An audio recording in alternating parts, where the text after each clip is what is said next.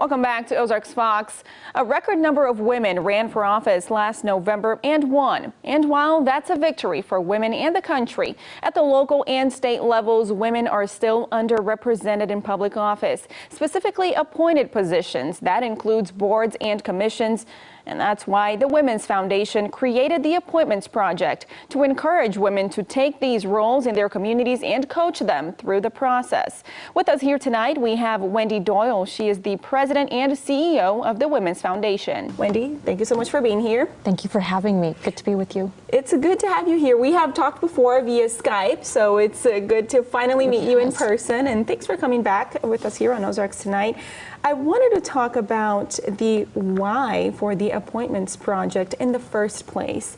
How did this get started? Why is it important that we have women appointed to these positions on boards and commissions? So the why first started with the Women's Foundation investing in a research study looking at what are the barriers for women to become civically engaged. So we wanted to understand what were the barriers and the issues.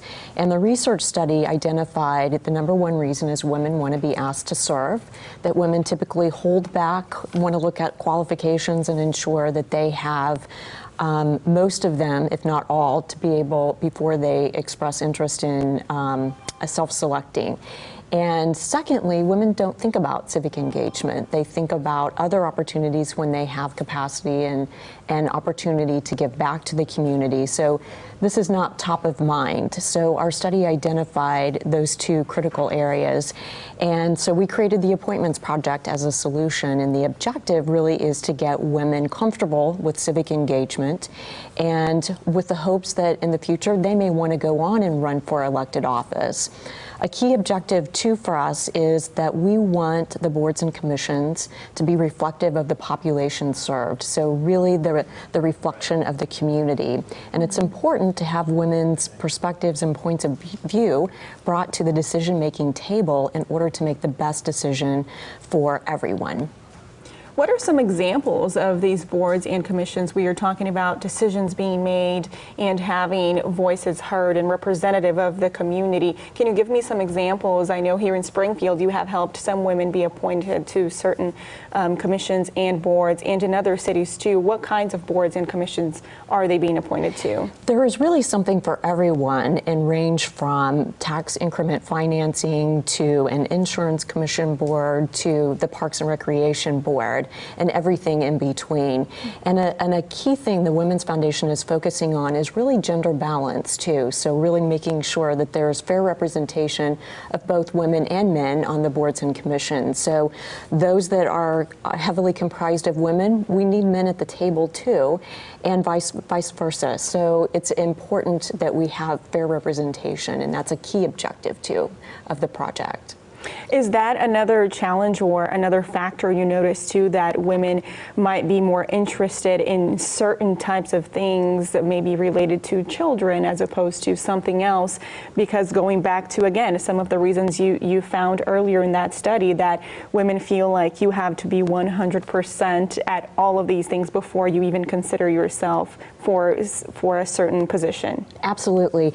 The one key thing that we have noticed is that women typically gravitate to the usual boards, the library board, the Parks and Recreation Board, the museum board, and we really are working to get women appointed to the less traditional, the finance board, the tax increment financing board, the employment retirement fund board, and we really need women represented on those, again, to bring the perspectives and points of view to the table for the great policy-making decisions. But yes, we're being really intentional about targeting those boards and really encouraging women to step forward and getting them appointed.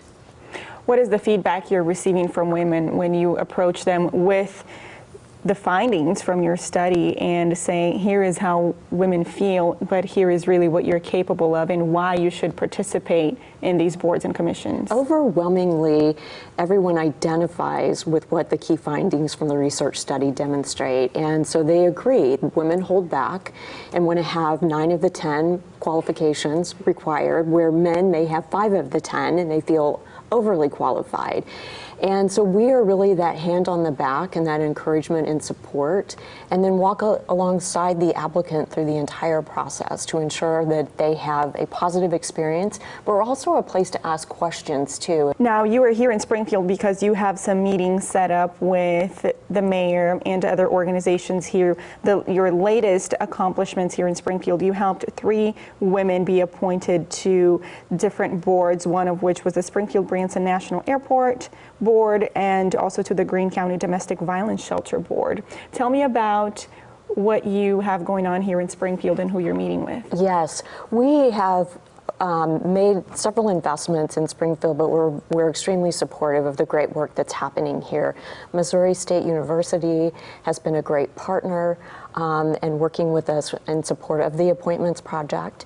And we will be meeting this afternoon with Rosie at the E-Factory.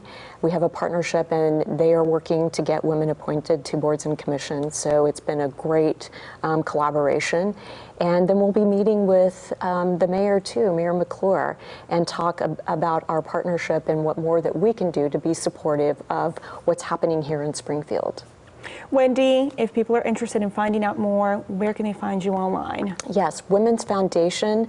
We have a website. It's www.womens-foundation.org. And also the appointmentsproject.org is an additional resource too to find out more about the Appointments Project. Wendy Doyle with the Women's Foundation, thank you so much for being here. Thank you for having me. We'll be right back with more right here on Ozarks Fox.